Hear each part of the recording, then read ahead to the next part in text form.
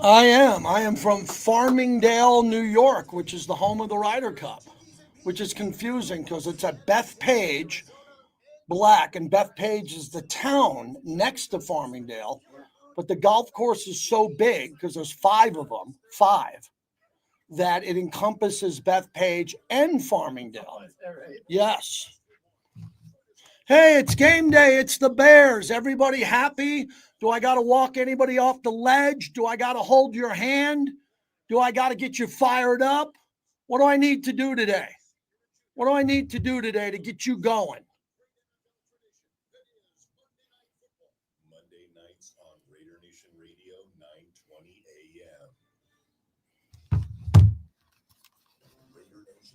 What a show we got. Paul Gutierrez, Vinnie Bonsenor, Mike North.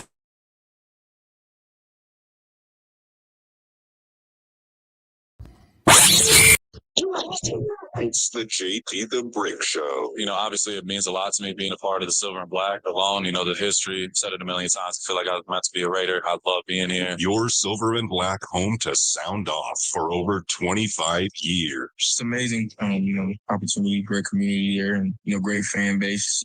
So I'm expecting a lot of fun, a lot of energy, a lot of great times. It's going to be all about competition, and there's going to be no easy games are. And now here's JT the Brick. Out of the gate, JT, along with Clay Baker, today as we get rolling on the flagship of the Silver and Black, Raider Nation Radio, all over the globe of the Raider Nation. Because you can watch me live right now streaming on YouTube. I know I pushed that hard, but I'm going to continue because people love seeing the show. If you were watching it, you'd see that I have my Ryder Cup hat on. My Ryder Cup hat from Rome on today. And I got my baseball shirt on because my Yankees clinched. Oh, and I'm sick and tired of these teams that are spraying champagne when they clinch the wild card. I'll get into that later. That's lame. You don't celebrate until you win, man. What's all this popping champagne when you win the wild card? You get in. God, we're becoming so soft. When did we become so soft in sports, man? I don't know. I'm hardcore. I don't apologize for it. I'm a hardcore sports fan behind the microphone. Welcome in. Let's thank our proud partner PTs. They fuel the monologue. 5 to 7, midnight to 2, the best happy hour in town.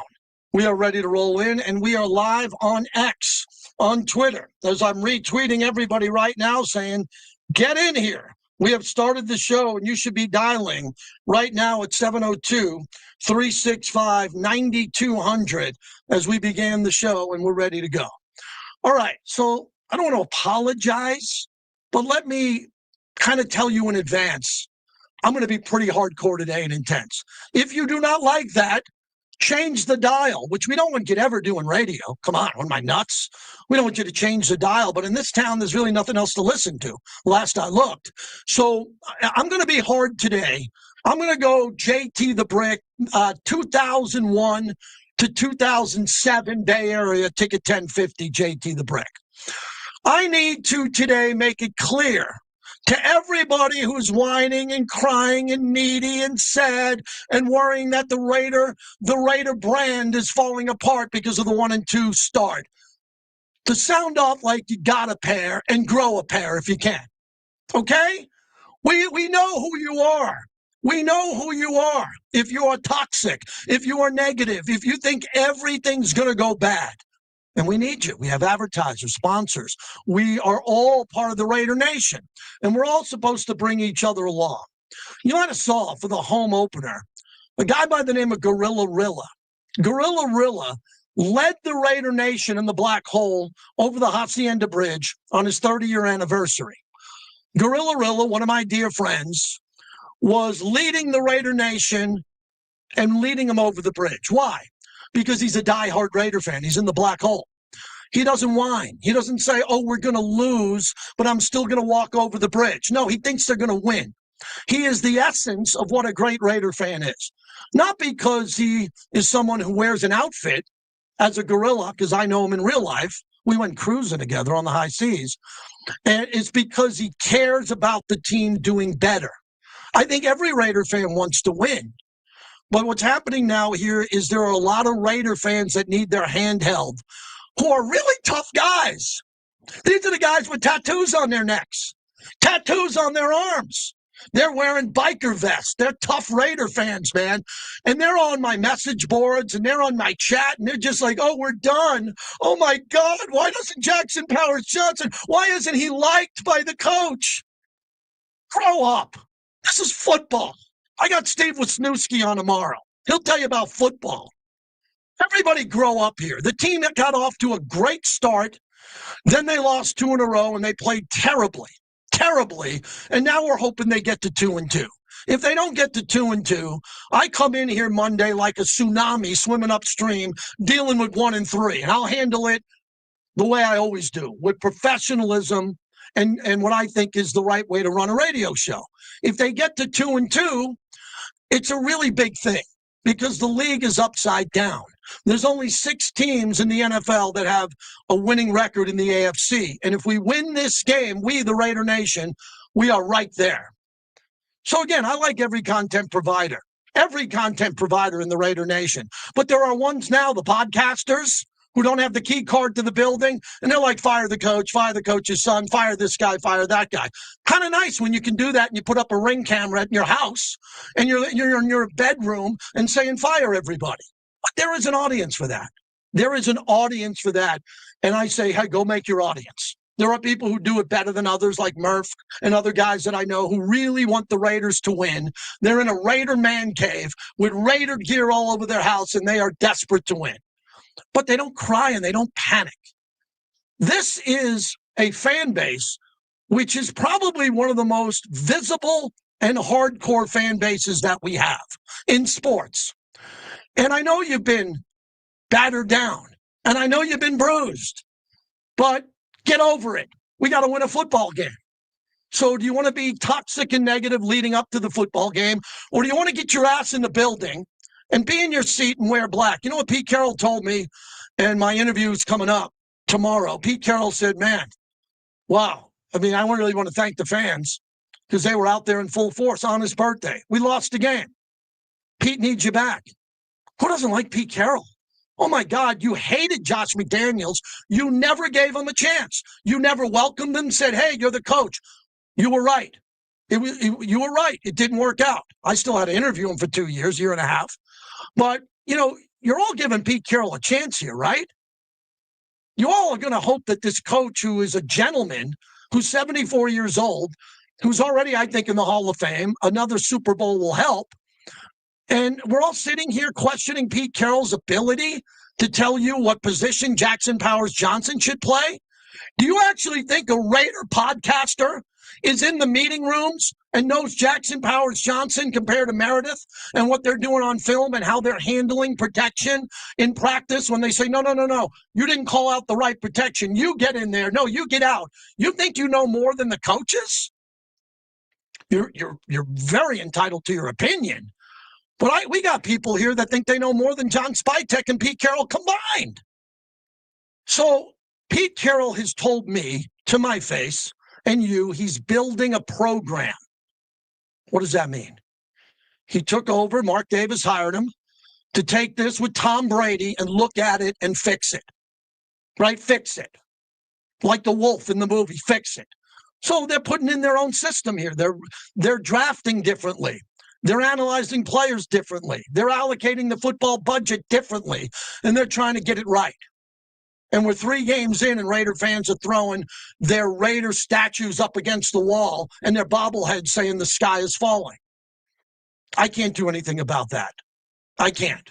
I'm just trying to get a win. It is not easy in the NFL. As Tony's saying in my chat, it's not easy. The real ones are in it for the long haul.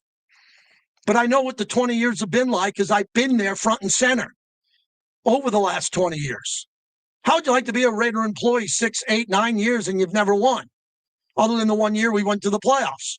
I saw the Super Bowl. I saw 2 AFC championship game appearances. I know the legends who played the game. I know what they're about.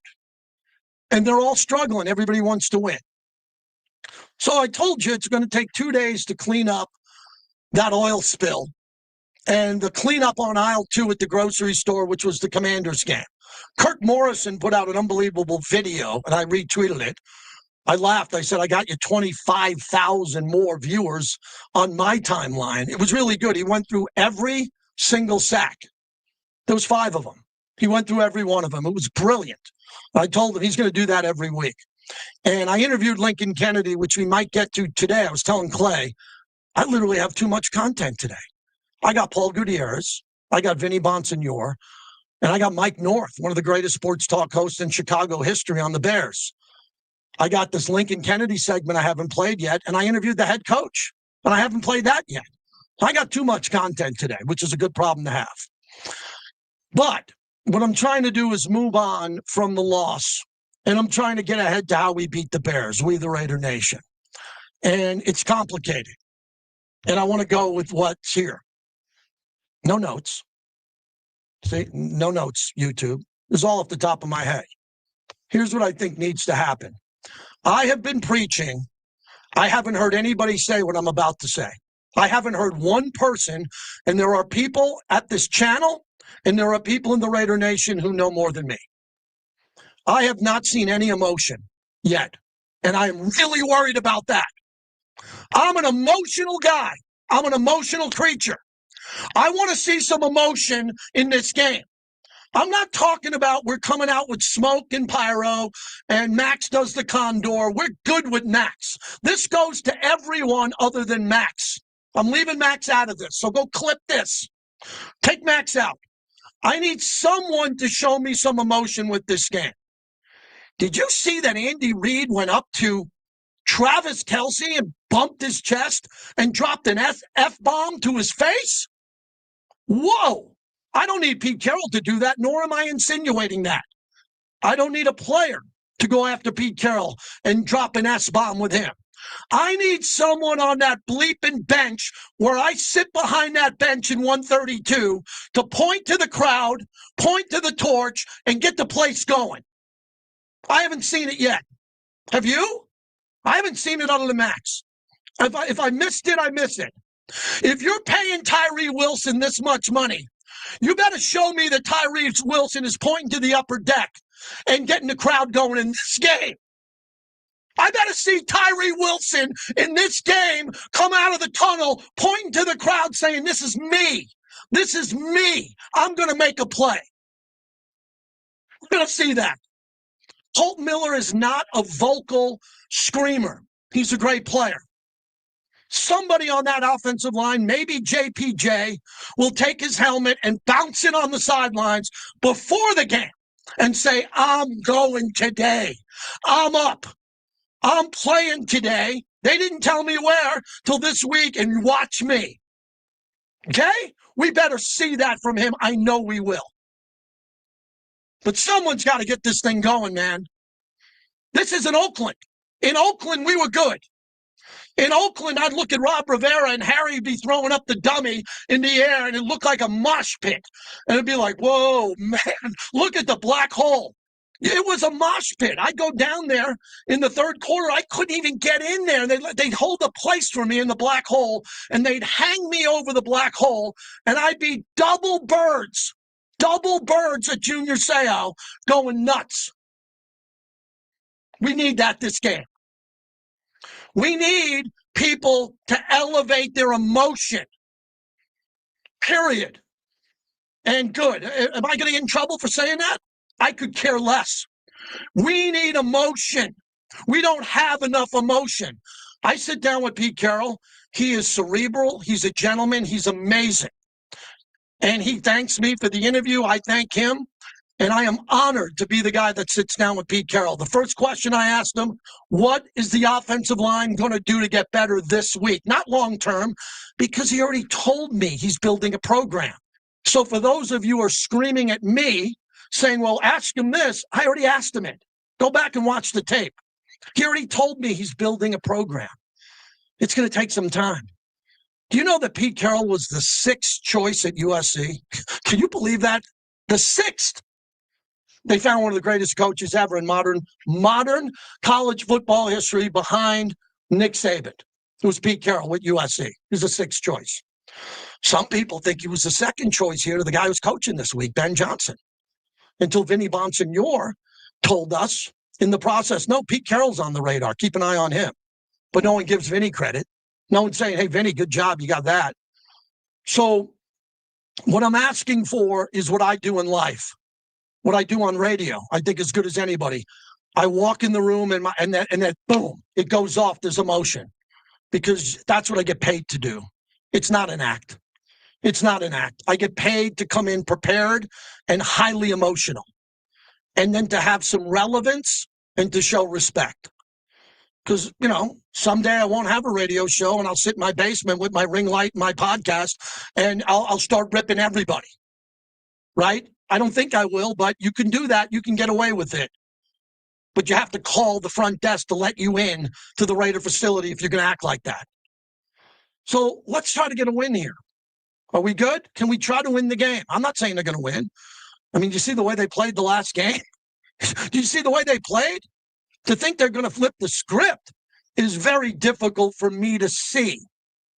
But I know that in this league, you can flip the script because I just saw a team do it better than any team this year. I just saw one team in week 3 do it better than any team I've seen the entire year. The Chicago Bears. The Chicago Bears came into a make-or-break game with the Dallas Cowboys. My buddy, Vince, went to the game. He said there was at least 20,000 Cowboy fans there. I said, no way. He goes, then it was 15. He goes, they were everywhere. And they handled it well, and they blew out the Cowboys. And they were playing like garbage. They were terrible. Now we're in their boat. We're a pretty good team. We got Max, Gino. We got Brock. We got good players. I keep telling everybody who puts me on their show, we're pretty good. We just haven't played well. Can we flip the script and be good for once when we're not expecting them to be great? Because I don't know anybody who thinks the Raiders can be great after the last 2 games, but I know a lot of Raider fans who think they can win the game because they can muck it up, play it ugly, win the battle. A.J. Cole, coffin corner, Carlson, 3 50-yard field goals. We get out of there with the win. But no one's saying it's going to look beautiful. But how come it looks beautiful for other teams when they flip the script?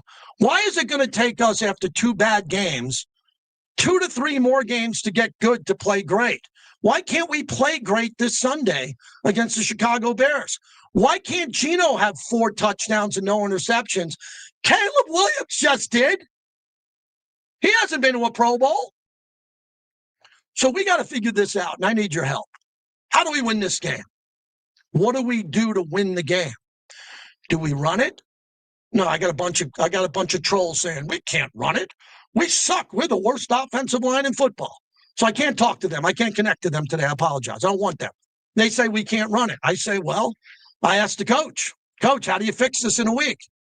And they're working on it. Believe me, you don't think they're working on it right now at the Intermountain Health Performance Center? You don't think they're working on running and stretch runs and what they're going to do with this blocking scheme? Of course they are. They're paid millions of dollars to fix this. So I think they're going to try to get it going. And Genty's got to have, as Snow Raider says, a coming out game, right? Week 4, could it be the Genty coming out game? Well, the Bears are kind of historically based on their linebackers and their defense. It's going to be tough. Going to be tough, but maybe. What else? The defense gave up 200 yards rushing, so we didn't tackle well. So I told Coach, because Eric Allen reminded me, Eric Allen told me that Pete Carroll is this legendary modern-day coach who brought a new era of tackling to the NFL, the rugby tackle. He brought it to Seattle. They taught all the Legion of Boom how to tackle correctly, which was different, not the way Eric Allen was taught when he came into the league, which is head down, go for the hips. No, this was go down low, above the knee, tackle and roll. So Pete's got this. Devin White's not going to let someone bounce off him every week. Jeremy Chin came in and blasted a runner at the line of scrimmage. He bounced right off him for a touchdown. That's not going to happen again. And then the only other thing that concerns me, which I told you about before the season started, if you're going to put Caillou Blue Kelly out there, or you're going to put a rookie out there, they will get beat. But here's the key. They can't get beat every game or we'll lose every game. So if they go for a stop and go and Caillou gets beat on a 60-yard touchdown, we're probably going to lose that game. So that can't happen anymore because we decided not to get Stephon Gilmore. We decided to let Jack Jones go. So we went with the youngster. He's got to play better, and he's playing really well. But there's a mistake here and there because he's young. And on the other side, Stokes looks like he's playing well. Isaiah Palomal, Jeremy Chin got to play better. They're playing okay. They got to play better. So that's all I got. That's 20 minutes of fury. 702-365-9200. If you agree or disagree, Clay knows right now that Pete Carroll and Geno Smith are speaking live right now. We will take a portion of one of those interviews and play it when we get a chance, and then we'll get to all of our guests. But before I take your phone calls at 702-365-9200, which again, the show started 20 minutes ago, but as my wife says, they just wait for you to combust before they call in. Thank you. I need to see some emotion. Do you all agree with me? That should be the topic today. Who would you like to see, other than Max Crosby and Jackson Powers Johnson, show you that they have a bleeping pulse before the game? Who is that guy? I'm sure there are many that I don't see. I'm sure Devin White could be going up and down to the team saying, hey, man, this is our day. They have huddles in the pregame. But you know what I'm saying. You all know what I'm telling you is right. That John Spytek put together a really good roster, and now some guys got to step up for Spytek, Brady, Pete Carroll, and you, the Raider Nation. And they got to play well, but they got to play with more emotion. Okay? More emotion. And I think we're going to see that. I really do. I think we're going to see that as we get going here. So that's the monologue. Brought to you by our great friends at Virgin Hotels Las Vegas. Cliff Atkinson, the president, will join us on Friday. They got America playing their songbook on Friday at the theater. They got great restaurants led by One Steak, which I'll be pre-gaming for on Friday night before America there. And it's a great property, and they're right on top of F1. So if you're going to go to F1, you want to be around Virgin for their after hours, their pre-games. It's really good there. Virgin Hotels, proud partner of the show. All right. When we come back, hopefully there'll be someone other than me and Clay here to get the show going, and we'll get you going because I'm excited. Oh, I didn't know, Clay. I wasn't looking at your text because this is 2025. We have to text the calls, I guess. So let me get to Raider Dave in Denver. Dave, was that a good enough monologue? Did I get it right? Oh, dude, you nailed it. And what energy, man. I love it. Thank you very much for the opportunity to be able to shoehorn in all the great guests that you have with my little tiny phone call here. But I decided to go ahead and look at the Bears defense and their rankings after watching them embarrass the Cowboys, who are a paper lion just like the Broncos to me. I mean, Dak Prescott throws 3 interceptions, 3 series in a row. That's more what that team is. And the Bears ended up embarrassing Dallas. That's not going to happen here. Go ahead and take all the money from Chicago that the 50% is going to be in the stands, get a lead early, and shut those Bear fans up. Because this is what's going to happen. The total defensive ranking for the Bears is 29th in the NFL. Their passing defense is 27th in the NFL, and their rushing defense is 26th. This will be the coming out party. Genti will go off. Geno will go off. There is no way that Geno is not going to be better than Williams, a second-year quarterback on that team. It will not happen. And these guys won't allow it to happen. The ire of this week in this practice has to be the best of the entire year, and I think Carroll's going to make that happen. And you bring up a great point, JT. Who's going to go ahead? Who is it on the team that I want to see get mad? I want to see DJ Weddings get mad. He got embarrassed. 340-pound man got embarrassed. He needs to put people on their bus this whole game.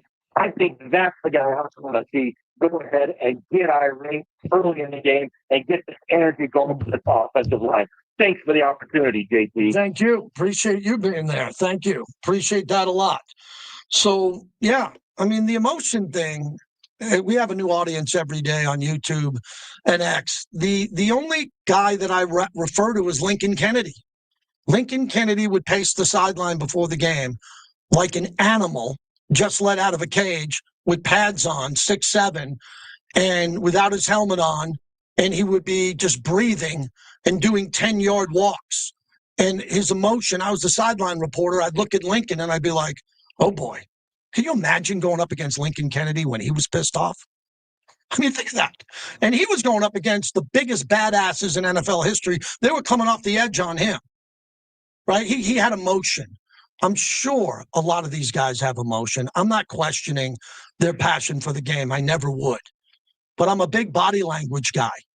And you know who has the greatest body language I've ever seen as a coach? Pete Carroll. He chews gum until the gum gets destroyed. And he doesn't stop walking and going up and down and doing everything. Can I see more of that? Can we see a little bit more of that, please? I think we can, especially at home in front of these fans in the 400 section. Let's acknowledge the ones up in the 400s, please. Can we acknowledge them? Baltimore Raider from Delaware. He was at the game last week. What was it like? JT, I got to tell you, man, I love your passion. I was there. It was like, I had three third-row seats on the bench where we were. I didn't like what I saw. I have been trained to play football. I've been trained to coach high school, college level offensive line. And I'm going to tell you right now, the one thing I can't stand, and I'm with you on this, is people that complain that don't bring an answer to the problem. They just bring the problem. All right? I'm going to bring an answer to the problem. You can ask Lincoln about this. I'm speaking truth. Our offensive line is the equivalent. Doing what they're doing is the equivalent of trying to have a figure skating competition with hockey players. We've got third graders, and we're trying to get them to play a zone concept, and they're getting slammed into each other. Make it simple, make it safe. Second thing is, we have shotgun all the time, and it's not helping Pepe, vision. It's not helping our tackle with the angle that they've got to block on, and it's making it harder for everybody. If you make it simple and let them just go out there and feed on people, then you will find a team and they'll run the damn ball. Yeah, very good phone call. I can't change the fundamentals of the shotgun. If they think that Geno in the shotgun, that would be Chip Kelly and this entire organization, which includes the greatest quarterback of all time, believe that Geno is better in the shotgun. I can't change that. What I can do is meet you halfway. And then other than a quarterback sneak, you notice every time the Raiders go under center, it's a quarterback sneak, right? When does the Raider from Aiden O'Connell to Gardner Minshew to Jimmy G to Derek Carr, when do they go under center? A quarterback sneak. I mean, come on. The whole upper deck knows that. But, that's a big question that we can ask and we'll talk more about, because I think it's important that we look at all the adjustments that they're going to make. We're just fans. We're having fun. We're a little bit worked up today. But they're the coaches and the football people. They're going to make all the decisions. We have to trust them in doing it. And I'm surprised that some people don't trust Pete Carroll less than a month into the season. I'm very shocked by that. And I don't know what Pete's record's going to be. I have no idea. I hope it's good because I interview him every week. I'd like it to be good. But he'll handle it either way. But he's building a program. If I told you, hey, man, Josh McDaniels told me they're installing this Patriot Way thing, it's going to take a while, you would have basically come up to me at the torch and asked me to get off the torch. You wouldn't have never listened to me. Maybe you still don't. But if I told you Pete Carroll's building a program, calm down and let him start the process with Spytek and Brady, I would hope that adults would say, yeah, that's kind of what's happening. They're building a program, and it's a little bit bumpy. Raider Nation, I got something special for you. Charles Woodson, my partner, his Spirit Woodson Whiskey. Order the limited Black Hole bottle today at woodsonwhiskey.com. Use my code JTTheBrick, 15% off. And it ships fast right to your door. You notice everybody in Vegas now is doing a deal. I'll give you off resorts fees. And the JT the Brick code works. 15% off for Woodson Bourbon Whiskey, the official bourbon whiskey of Raider Nation. Please celebrate responsibly. That was a monologue for the ages. Now we're good. Now I got the best guest in all of Vegas. No one has anything like this, probably other than Clay in the morning and Q after me. We got Vinnie Bonsenor, Paul Gutierrez, and Mike North They will give you the analysis and opinions that you need. And I'm going to jump in the chat right now and talk to the bricklayers. You can get on our YouTube page or on X, JT the Brick on YouTube and X.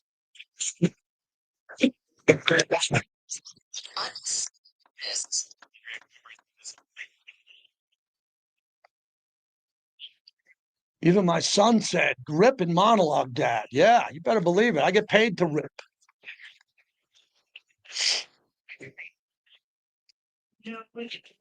So Gino spoke, Pete's speaking.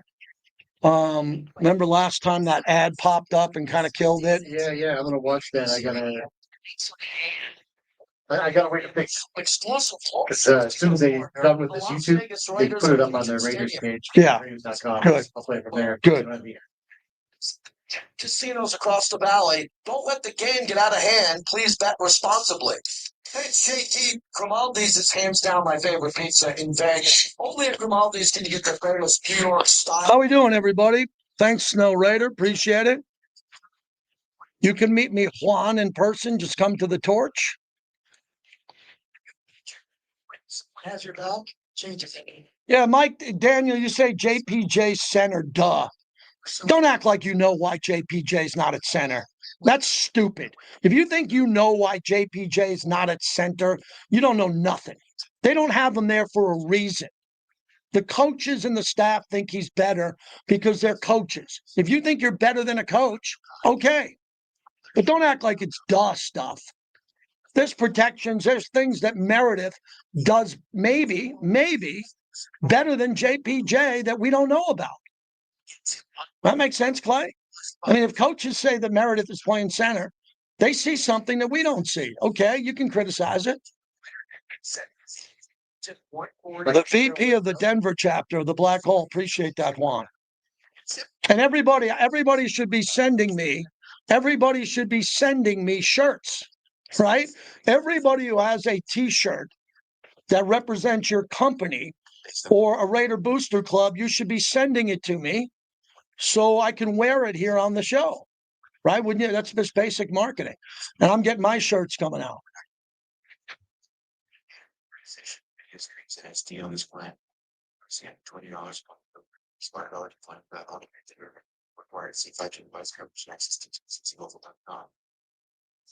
I got the Rod Pod today, the Rod Woodson podcast at 3:30 today. And then I think I'm going to go get a cigar, possibly, at La Casa. Axial rideshare lines. Ride like a pro. M-Ride it, and you'll get in and out quickly. Reserve your ride at mride.com. Use promo code BRICK. That's MRide. How about the Detroit Tigers choking? Are you kidding me? Clay Baker, are you kidding me? The Tigers had a 15.5 game lead. What are you doing? 9-game lead for a long time. That's cool. Steve, with up to 15. Let's go on a 2-week bender if they don't make the playoffs. Finley Chevrolet, the #1 volume Chevy dealer west of Texas. Finley Chevrolet, located in Rainbow and 215. Together, We'll come back with Trey Tucker next time. Not all customers qualify. See dealer for details. Expires 9/30/25. Every Thursday at 2:30, we go inside the huddle with our Raiders insider, Vinnie Bonsenor, on Unnecessary Roughness here on Raider Nation Radio 920. That's brought to you by Shift 4. Experience the future of payments with Shift 4, the official payments partner of the Las Vegas Raiders. Visit shift4.com to learn more. Sign up today for a new William Hill, Nevada mobile sports account, and you can earn up to a $250 bonus bet after placing your first. Look at Trey Tucker getting some love on the fantasy channel. iPhone, iPad, or Android device. That's for him. Anywhere in Nevada. The largest wagering bank. The William Hill Goes Nevada over- mobile goes over- features Yeah. parlays, early cash out, and live in-play wagering on all. Alt G at 12:45 will break at 42 Okay. for Paul. Back here in 20. 1-800-GAMBLER. Gambler's bonus Yeah, hits about 10 on Sacramento. August 2nd. Candace hit 4 queens, clearing her Gambler's bonus 4-of-a-kind bingo card for over $16,000. Candace hit big, and so can you. Ryder Cup is my life this weekend, other than Raider Sunday. The JT the Brick Show, brought to you by the De Casta Verde Law Group. If you get injured in an accident, call 702-222-9999. Geno Smith takes the snap and he's looking left. Pressure comes again. Oh, he's got a man open down the field. It's Tucker inside the 20 to the 10. Touchdown, Tucker.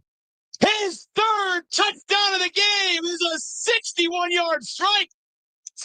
The trifecta for Trey. And the Raiders not done yet with 3:42 to go. That guy's got some emotion. Turn it up. The immigrant song.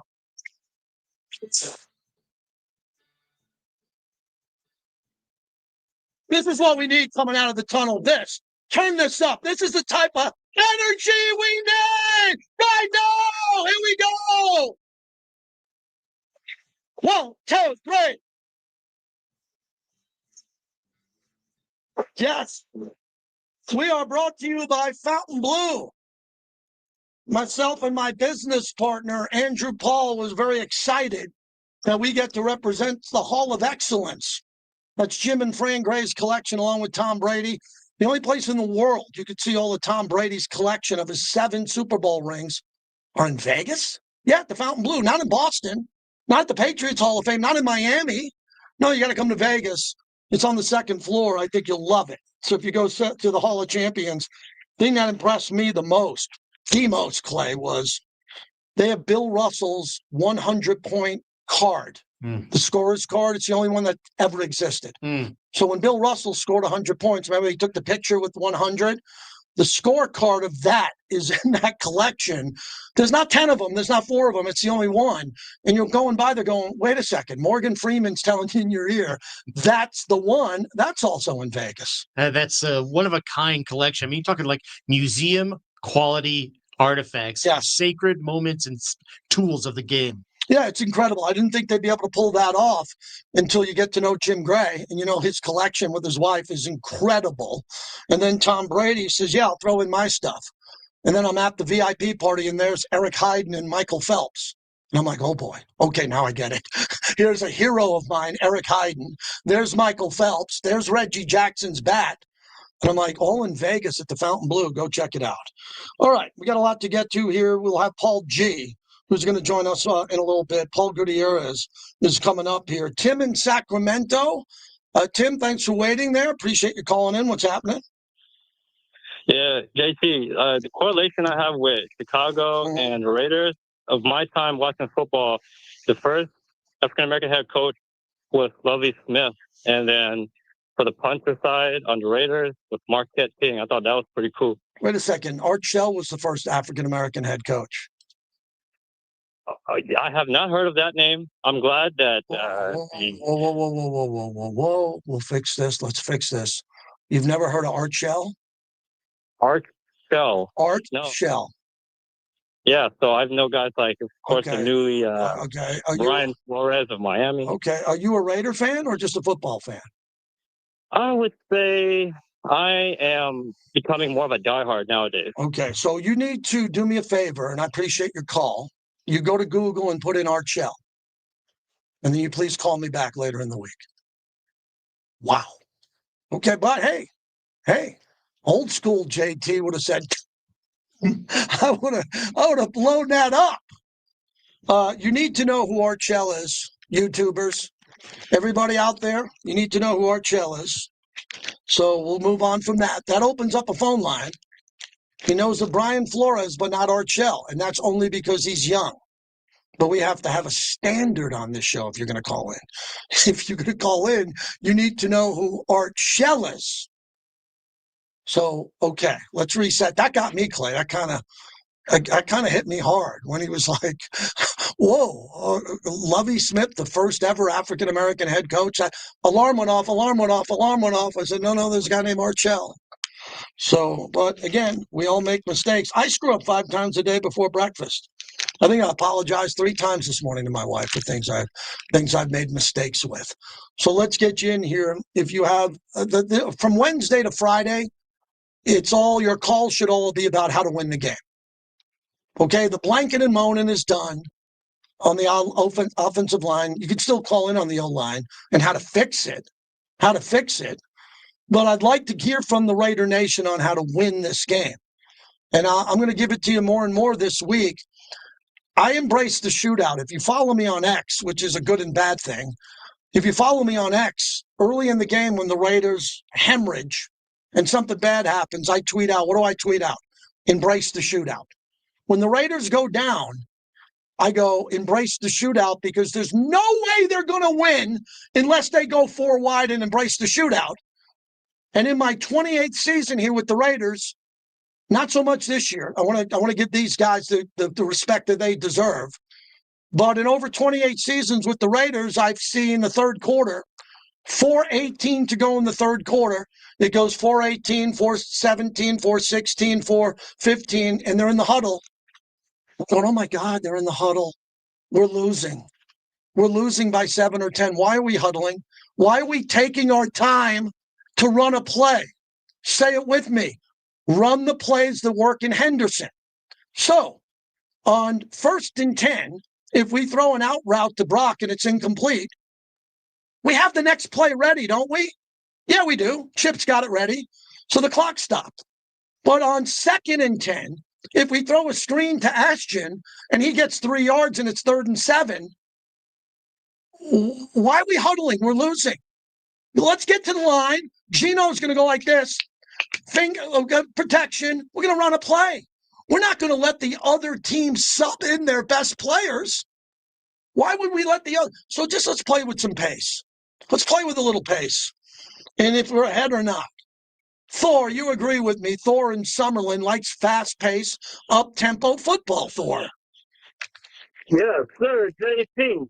You know it. I mean, honestly, I got to watch my mouth here, but you got to spirit and get out and man up and play some football, be ready to go. Like you said, show emotion. We need way more emotion. We need way more heart. We need this team to play with it. Honestly, we're at home playing the Bears. No disrespect to Caleb Williams and the Chicago Bears, but I feel like we're a better football team than them, and we're at home. We have got to clean it up, though. The stupid mistakes, the turnovers, the penalties, not scoring touchdowns in the red zone, all that has to be cleaned up. Like simple things. Like you said, you know your plays. To me, a lot of coaches, you know what you're going to do on certain downs. If this happened, go do it. Get it done. Play with urgency. Play with emotion. Play with all that. We have all that. Show us all that. He's going to restart the season, basically reset it at 500, and let's go from there. The season's far from over. So for any Raider fans that are giving up, just leave. We don't need you. Just real Raider Nation. Go out. Be loud. Let's go, man. You're always fired up, Thor. Appreciate you, man. That's why we had a cigar at La Casa Cigars last week. Just me and Thor. We had a great cigar, a couple of Modelos. We hung out, and we talk Raiders. That's what we do. La Casa Cigars and Lounge at Tivoli Village. Mike is putting the finishing touches on the lockers. I have a locker there. The VIP room, the outdoor patio, which they didn't have. You can look back at the JW Marriott and over the streets of Rampart. And then one of the greatest outdoor live music venues in town, all at La Casa Cigars and Lounge at Tivoli Village. All right, let's come back with Paul Gutierrez. Paul G. He joins us next inside the Raiders. He'll have a lot to say. You don't want to miss out on that. And hopefully a win against the Bears. 2-2 going into Daniel Jones and the Titans. Oh, I like that type of party, but I need 2-2 before Daniel Jones and the Titans, please. Hey, Vegas, it's Clay Baker here for Zero Res. You know, in the Be right there. Be right there. You know, that rejoin, that outro, it's not on you. It was recorded. Oh, it's too hot. I'm so sorry. No, it's not you. No, it's not you. Well, you know how to fix that. Every time Bobby plays a 2.5, it's like this one. I didn't think I'd have to like screen you guys, but I'll make sure that a Tim from Sacramento doesn't. As breakthrough technology in this industry. Oh man, I know when I had my AirDog service from Zero Res, I noticed the difference immediately. It smelled better. I felt better. There was so much less dust in the air, and you'll see it for yourself when you call Zero Res today and ask for the Clay Baker Special. For a limited time, you can save $100 off your air duct cleaning by calling 702-840-3333 or go online, ZeroResLasVegas.com. Spelled the same forward or backward, Zero Res is the right way to clean. Minimum supply. This fall, get in the game and earn cash for betting sports with the William Hill Nevada mobile sports app on your phone or tablet. During William Hill's Fall Rewards, earn up to $500 cash back. Between now and December 31st, you'll be eligible for cash back points for every wager made, win or lose, on the William Hill Nevada mobile sports app. Earn even more cash back points for teasers and same-game parlay wagers made on the app. To enroll in Fall Rewards, opt in, and to see participating locations, visit williamhill.us. Must be 21. Gambling problem? Call 1-800-GAMBLER. Personal injury law has been the same for a long time. Big egos, greed, and sleazy schemes. Big and loud doesn't always mean right, and the conventional mold doesn't define success. Goodbye, false quick buck promises. We've had enough. Welcome to Sam and Ash, the new standard for personal injury law, where things are done the right way, with integrity, experience, and authenticity. We're champions for the underdog. Life happens, and when you need help, you deserve a team without hidden agendas. A team that delivers real support and results. You have both, your whole world can change. So if you've been hurt in a crash, call Sam and Ash. 72333. Sam and Ash. That's right. Yep, I got that for you too. What's up, chat? Takes you from sailing to I like Jack Besh a lot. We got to get him the ball more. Got to get him the ball more. to take you out for some serious. Got to get Jack Besh going. He's a second round pick for a reason. He's a very good player. Yeah. You get Paul's voicemail? I'll have him call us. Chevy dealers. Hey, it's Kevin Rowe of Leonard Rowe, and we're proud to sponsor Nevada SPCA's 5th annual Neon Dog Walk. October 8th. So we got Paul's voicemail. I'll have him call us. Enjoy the pack with this family-friendly event featuring live entertainment, local food and beverage, and pet-friendly venues. This unique fundraiser helps Nevada save thousands of animals every year. Nevada SPCA's Neon Dog Walk. He's probably there. At Silverwood Ranch Park, sponsored by Lerner and Rowe. Register online today at nevadaspca.org. All work, no play makes for one boring ass week. Kick bored into the You want to play a little bit of presser today? tavern food in town. Yeah, do you have that ready to go? Yeah, I have it. Okay, that sounds good. Taverns. Join us for happy to 7 p.m. and 12 to 2 a.m. daily for 50% off all. And we need Thomas, what do you say? It's crazy that Pete doesn't want to make changes on the outer line. What change do you, Thomas, believe he doesn't want to make? What are you so freaked out about that the coach, Pete Carroll, doesn't want to make that you don't understand? What do you think? He would put Jackson Powers Johnson at center? Then that's going to make you happy? That's going to change everything. It's going to make Dylan Parham better, and DJ Glaze is going to block somebody? Wow. Take on the fever at 4:30 on your nation radio by 20 now. Welcome back to the JT the Brick Show. Brought to you by the Black Hole. Become a member of football's most notorious fans. Burst right through, Max. Back to the 40-yard line. He came flying off the line when they snapped that football and does have a sack. Max Crosby, 7 tackles, a sack, now 2 tackles for a loss.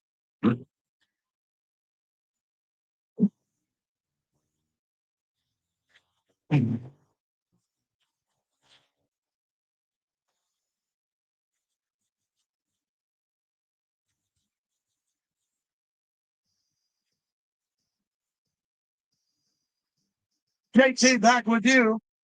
I'm going to see Motley Crue Saturday night. I'm going in there with a mind open, Clay. I'm going in with my mind open. I saw them back in the day when they were iconic. Right. I don't know what Vince is going to give me. but I'm going with a great couple, a great group of friends, and we're excited to go. He's going to give you everything he's got. Yep. So we hope, that's for sure. Paul G is locked up. He's in the middle of the press conference there. Speaking of the press conference, Pete Carroll, a little while ago, met the media over at the Intermountain Health Performance Center. Here's what he said. You had mentioned fitting the offensive line. I think on Monday it was. Last year, the Raiders finished with Jordan Meredith at left guard, Dylan Parham was at right guard, and Jackson was at center. Would you consider maybe going back to something like that? Is that Absolutely not? No, we've invested a lot of time with these guys playing in their spots. I know you're interested in JPJ. This is an official week to practice and to get ready. Last week was not that. So he's ready to compete for the playing time, and he and Alex will be going at it. So it's a good situation in that regard. When you say competing for playing time, you got Jackson and anybody in 2 weeks. We got to see what he can do. So we got to check him out and see how he does. Where's Bowers from a health standpoint with his knee? He's been making it. You know, they've treated him well and got him to play in these games. He's still wearing a legitimate brace that he can feel, but he'll continue for another couple of weeks having to wear that brace to be safe. Said he was frustrated after last game. Is it tough when guys maybe can't do what their bodies usually tell them they can do? Yeah, that's a very difficult thing. Yeah, it's very difficult. Yes. How you doing? He's still in the protocol. He's got the procedure that he has to go through. It'll take us all the way to the end of the week to know. Pete, any thoughts on the matchup with Caleb Williams this week? Was he a guy you watched a lot at USC when you had? Sure. No, yeah, I did watch him a lot and watched him a lot looking at that job too, and had a chance to check him out. And he's a very, very special athlete, and he's got great sense, great awareness about throwing the football and running the football. He'll be a prolific scrambler, and by the time we check out his years, he's really good at it and throws really well on the run too. So, they have a really nice system. You can see it already coming through. Coach Ben's doing a nice job with teaching these guys, what he believes is important in offense. You can see that there's a lot of changes from when they were last year. So, Caleb can do whatever you want him to do. So he's a very dangerous player to play against. We've got an emerging young receiver too, and Roma Dunze. What challenges is he going to possess for you guys? Yeah, he's a good player. Now, we watched him in college too. So I've seen him a lot. They're going to him. He's leading target guy, and they'll continue to do that. I would think he can do a little bit of everything. He's really fast. He's good size. He's tough. He's making the plays. So we know where he is. We have to be really conscious that we can take care of him. That's what really was about Creedence. There's a lot of it in the game against Dallas. They had a very good game last week. They really did. They looked terrific in the game. Got ahead, jumped out early, and maintained that lead. Ben setting the tone for the concepts that people are doing, or maybe he's learning from everybody else. But there's a lot of similarities in the style of offense that are coming around now, and it's a prolific attack when you're really trying to get the ball down the field as much as teams are doing right now, and he's right in the middle of all that. Maybe identify just an issue there with the finger. Yes. Yes. We saw Darian take over for Caillou down the stretch in the last game. I guess how did you see him on film? What did he do? And is that a switch that you're looking to make going forward? He did fine. He had a couple of good tackles that he made. He situated himself well in all of his looks and coverages. He's made a couple of tackles on special teams too. So that was one of the things where we wanted to see what he would look like. So he did a nice job, and so I'm not hesitant to play him at all. Just what have been your impression of Eric Stokes through 3 games? Shoot, I think he's played great football. I think he's been our top guy out there. He's challenged everything when he had his opportunities, and he's got his wins. He's been really clean with his hands. There's nothing that he can't do. I think he can really blossom into a terrific football player for us, and we're lucky we got him. Also, hasn't Genty's been hit at or behind the line of scrimmage more than 50% of his carries this season? When you look at film, what has led to that? Is that more offensive line? Can you? All right. That was a lot of Pete Carroll, and I'm happy we played that because he really gave us a lot there, a tremendous amount on what's going on with Jackson Powers Johnson. So he says he's competing for the job. He has not been named the right guard. He's competing with Kappa because he hasn't played and had that contact in 2 games. That was interesting. Because when I sat down with him yesterday, the point was bringing JPJ back. So for anybody who assumed that he was starting, don't assume. So that's Pete Carroll and the update there. When we come back, Mike North is going to join us at the top of the hour. We're going to try to reschedule Paul Gutierrez to join us. And then we're going to jump in with Vinnie Bonsenor. And Vinnie asked those tough questions where him and Pete weren't going at it, but they definitely went back and forth on that. So we'll get Vinnie's opinion on what that was like. So that's all coming up here. Tito's is America's original craft vodka, one of the great American success stories. It's my go-to vodka, as you know, and hopefully yours too. Go to titosvodka.com. Distilled and bottled by Fifth Generation Inc., Austin, Texas. 40% alcohol by volume. Savor responsibly. We come back next with Mike North. It's the morning tailgate. Trey Tucker has been the perfect tonic to this Raiders offense when it comes to the long ball. Everyone's looking at Dante Thornton Jr., and he may be that guy in the future, but the right now is Trey Tucker. We saw it in training camp how many times they got him the ball in all the various ways. It wasn't just the long ball. Why it is was that a problem? intermediate. It was pitching it. Like I'm saying, you don't worry about that. Tailgate. Weekdays I at will 7 write that a.m. up to you. on Raider Nation Radio, 920 a.m. Start your morning Hey, everybody, I'll be right there. as the Eagles are in Florida to take on the Tampa Bay Buccaneers at 10 a.m. on 1230 The Game. Brought to you by Paul Patta Law. It's not about the injury, it's about the recovery. I'm trying to put tickets to a concert in my wallet. Man, this is a crazy world we're living in, man. Holy crap. I mean, everything is down. Reset your password. Reset your password. Your access account, your password. Set a stronger password. Man. Don't use the password that you used before. Don't get out of hand. Please bet responsibly. Hey, it's JT Grimaldi's is hands down my favorite pizza in Man. Now I got it in my wallet. Man. Salad at GrimaldiPizzeria.com. Over it? Goodbye. Be a Chiefs fan then. Who's the guy who's over it? Who's the softy that's over all this crap and can't handle anything, man? I feel like some days I'm like a teacher in nursery school. Everybody all just freaking emotional and whining. God, man. The head coach just spoke. You act like you're in nursery school and you were told you can't have your crayons. 2024 Coors Brewing Company, Colorado. No, these weren't tickets to the Crew. These were tickets to America. I'm going to see America and the Crew this weekend. The F-150. How are you? Wait till I get up before you call Mike, please. Clay. Okay. Yeah, wait till I get back until you call Mike. Starting from $329. Yep. In your Toyota or Chevy, you got a $500 gift card. On Ford. Family owned and run in the West since 1922. This is JT for the Black Hole. It's most notorious fans. If you're a diehard Raider fan, this is your home. Well, the problem is when you have to reset your password, do you go with the strong password that they give you that's like the craziest? No, because it's not reliable. Because not the device doesn't always remember that. I don't, yeah, because I like my password, but my password, you don't want your password to be compromised after 10 years, right? .com.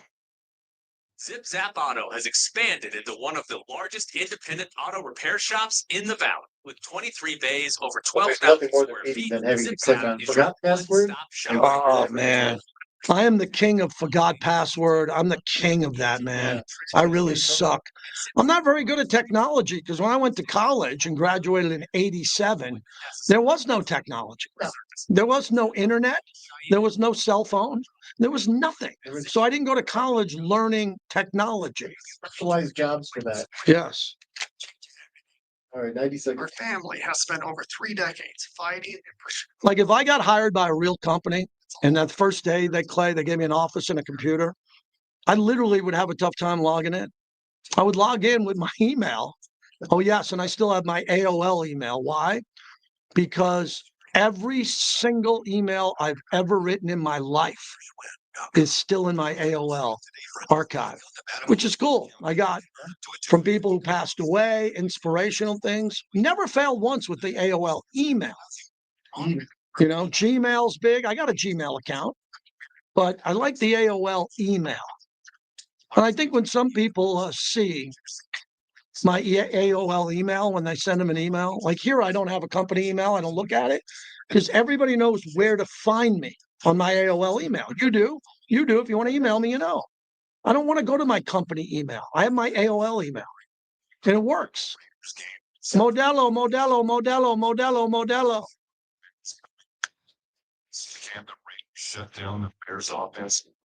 It's on the board before they take off for a Indy next week. Listen in to find out Sunday with our pregame coverage starting with Hughes kickoff at 10 a.m.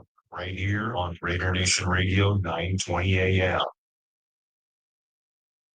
Wake up at the morning tailgate with Clay Baker, weekday mornings from 7 to 10 on Raider Nation Radio 920 a.m. ARLP Las Vegas. Welcome back to the JT the Brick Show, brought to you by Modelo Especial, the new #1 beer in the U.S.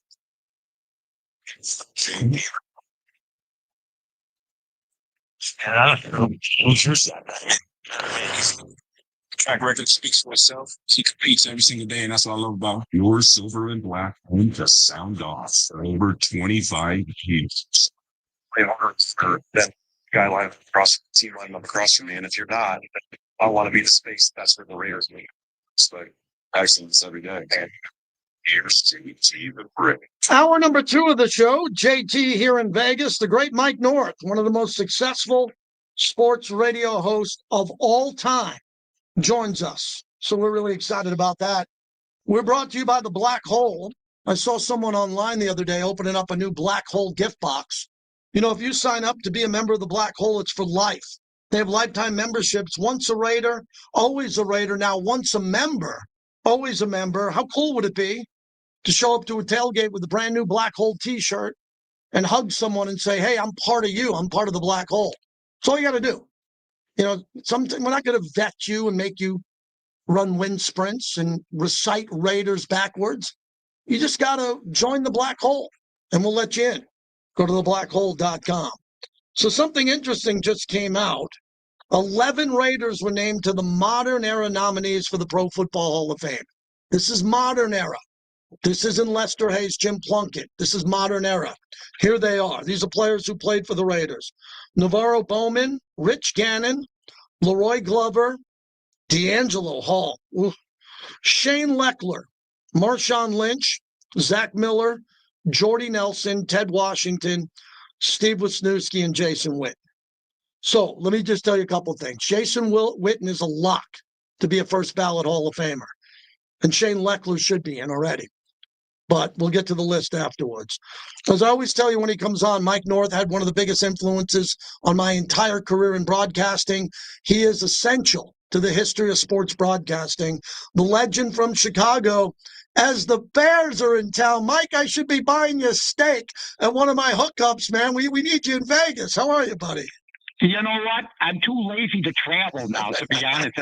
And I see all the nonsense on the news, JP, and good to talk to you. I see all the nonsense on the news about 10-hour delays. Yeah. I'm past that, you know, and I did so much of it for so long. But, you know, you never know. I'm in a couple contests out there, so if I end up winning them, you know what? I would come out there, and boy, would I love to see you. Dinner at Barry's, no doubt about it. Hey, real quickly, you won't believe this. So I bought my plane tickets to the Ryder Cup a month ago, and I was going to take a red eye tonight, which is Wednesday, land there Thursday, go to the Ryder Cup Thursday, Friday.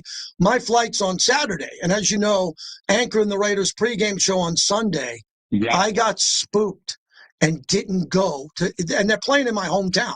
I'm from Farmingdale, where it is. I got spooked and are canceling one of the greatest trips of my life just because, as you said, if I get a 10-hour delay on Saturday or they cancel the flight, I'm dead. You didn't get spooked. You're one of the best who's ever done it. That's just the way you are. You're going to give up something that you probably wanted to do for a long time. I'm excited about it, but it doesn't surprise me. I mean, you're a staple out there. You're doing a great job. And, you know, to host the Raiders pregame show, got to be a gas. to have football in Vegas. I remember meeting you in '92. And that was the farthest thing from anybody's mind. Gambling in sports, having gambling legalized in sports was the farthest thing from anybody's mind. We had to go to Las Vegas. That's how we met. Otherwise, I may never have gone out there the way that things are now, where you can just get on the phone and do your thing. Absolutely. Mike Nort's our guest. You've always been a straight shooter on the Bears. So for Pete Carroll and the Raiders, they were 1-0, and now they haven't been able to block anybody. Genty can't get going, but they got good players. Bowers, Max Crosby, all the names you're familiar with. But we thought the Bears would come in here maybe 0-3. What clicked with the Bears? Oh, my God. I watched the second half. Flea flicker, touchdowns, bombs. Everybody's open. Are the Bears back? No, I'm not going to say they're back yet because I've been a fan for 61 years, and I've seen two championships, one in '63 when I was 9 years old, and the other one in '85. And, we thought that we were going to repeat and do this and do that. So it's been 40 years. Here's what I'll say. I was all excited about Caleb Williams' game, number one. He looked a lot better. But then when I found out that Russell Wilson threw for 450 yards against Dallas and put up 37 points, it took a little bit away from me, but not a lot. Ben Johnson looked like he had more footing. I think that he just looked like a offensive coordinator, JT. I had somebody come up to me and say, well, it's not his defense. I go, yes, it is. He's the head coach, so it hasn't. Everybody looks at him as the offensive mind, and then I see flea flickers, stuff I haven't seen for decades happen. So I'm excited about what happened. But, people don't know this maybe out in the Las Vegas area. The three top guys I wanted for the Bears head coaching job was number one, Jim Harbaugh, and number two was Pete Carroll, and number three was Ben Johnson. I was alone on an island. I was De Niro in the phone booth when Tommy got it, saying, what happened? Banging the phone. What happened to Pete Carroll? And, people said, well, he's too old and this and that. And then 2 weeks later, I believe it was, or not that much later, he'd ended up getting the job. So two of my favorite coaches, in fact, all three guys are doing great right now. I think Pete Carroll and Genty, if you're looking for a breakout game, the Bears' defensive line is not that good. I think that Genty can get to the next level here. I think if you want to quote me on this, well, yeah, I'm going to be quoted. I think he's going to have somewhat of a breakout game against the Chicago Bears. Mike North, the king of Chicago, telling us that about Genty. So here's what I want to know about Ben Johnson. As you know, many people thought he was going to be the coach of the Raiders. We end up getting Pete Carroll. So it seemed like I was watching the preseason, and it looked like he kicked the offense off the field one day. He was really animated. There was a couple of press conferences where he looked like his head was going to pop. But then everything clicked, and I watched his post-game press conference, Mike, in this last game. And he had that locker room in the palm of his hands, and he said, situational football, finally we did it. Everybody played well. Game balls everywhere. This guy looks like he's going to be one of those guys, if you don't play well, kind of like Aaron Glenn with the Jets, he'll cut you or he'll bench you. He is a no-nonsense type of guy. What's the local coverage in Chicago been like with Ben Johnson? You would have thought we won the Super Bowl. I mean, it's unbelievable right now. Everybody seems to forget in the first 2 weeks. I'm willing to forget the first 2 weeks. I'm all about winning. So I'm happy the Bears won. I did have the Bears having a 2-2 start starting the season. But we'll see what happens here because, Las Vegas needs a win. They were favored. Now I think the Bears are favored. So it's really a weird spot for the Bears. It's going to be like a home game. There's going to be a lot of Chicago fans there. It's not going to be completely Chicago fans, but there's a lot of Chicago fans, I'm sure. And there's people that live in Las Vegas that I know very well that are from Chicago originally. So I really, it's going to be a close game. I think it's going to be a field goal game, but I think Caleb Williams still has a lot to learn. And I think Pete Carroll, having 2 NCAA championships and a Super Bowl championship, he was a great pick for the Raiders. Oh, and by the way, the Raiders didn't get outbid for him he didn't interview or this or that. When you're offered $13 million, like Ben Johnson was, $13 million now, I'm going to tell everybody something here. That's the 6th highest in the league. Yeah, it is. Sonny makes 7.5. He's been to 2 Super Bowls. John Harbaugh makes 12. I can name you 10, 12. There's only 26 coaches now. 26 make less than Ben Johnson. So That's interesting to see. And so people are looking for results here. But like I said, you guys got a lot of studs. I was a big Bowers fan when he came out of college. You got Genty, who I think, you won't be able to run unless you get some holes. And I think they're going to find some holes for him this week. I think it's going to be a low-scoring game. Right. And I think that Ben Johnson's going to play it closer to the vest. I do know this. Matt Eberflus got his brain feed in. Ben Johnson's beaten them they have scored 30 points or more 5 out of 7 times. And it might be the worst zone defense I ever seen in the National Football League when I talk about the Dallas Cowboys. They're going nowhere fast. Mike North is our guest. So, Mike, I look at Montez Sweat up front. You mentioned the defensive line. The Bears have been rooted in your whole life. Butkus and before, and Singletary, and whoever they've had, they've been sideline to sideline linebackers. Like the Bears that I grew up with, even going up against Lawrence Taylor, even Otis Wilson was one of the greatest playmakers, and he played with Singletary, Wilbur Marshall. So Lawrence Taylor for 2-3 years. Absolutely. So the culture of the Bears does it still lie in the era of defense, or do you think now with Caleb, it's about moving the pocket and all these really radical throws on the run? Well, I think the guy you guys got to watch out for, and by the way, I'll answer your question. The defensive side of the football can be beat, and they're not the ferociousness of the teams that I grew up with or that I saw, or my heroes like Butkus and Doug McClone and Otis and Wilbur and all these guys. It's going to be, it's going to have to be done offensively. And I think the thing you brought up, Ditka cleaned out lockers his first year. He cleaned out lockers. Ben Johnson still has guys that quit on this team last year on this team currently. So there's still a little bit of poison on the team. But I think then, like you said, we'll eventually get rid of them.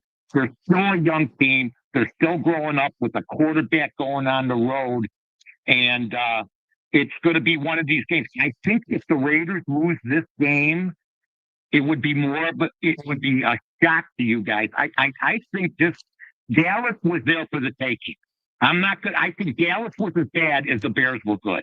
I think if you look at what Russell Wilson did the week before, throwing for 450 yards, and then, playing a good team like Kansas City, you know how far Dallas has gone. So I'm not falling in love with what the Bears did. If the Bears win this game, then this town's going to go crazy. They'll be 2-2. Mike North, when they opened up Soldier Field, the first ever game with the Raiders, and a lot of people don't know that the Raiders opened the newer Soldier Field after they did the spaceship remodel. And I remember with my wife, who's from downstate in Lincoln, I'm walking around the outside and I'm looking at it. I'm going, this is weird because they kept the war memorial monuments that I love in the front and the columns, but then they mixed in this thing. And it's on the lake, I get it, and it's close to downtown and new stadium. What's going on with this fan base? Do they love the place? No, number one, Soldier Field is an atrocity. Yeah, wow. Veterans meet the Flintstones. Seriously, it's the hardest stadium to get to. If you live in the northern suburbs, it's an hour and a half drive, 2-hour drive, okay? The city isn't as enamored with them as they used to be. They're going to go to Arlington Heights, Illinois. The Bears are going to leave the friendly confines. The lake's nice and everything for the blimp shots and all that other BS, JT. But they're going to Arlington Heights, and people, the Bears are going to copy SoFi. But the problem is they got a bunch of knuckleheads in the front office that don't know what they're doing, including the president, Kevin Warren. They should have started digging 2 years ago. In this thing, and instead they didn't know the political terrain. They still don't have a deal with Arlington Heights.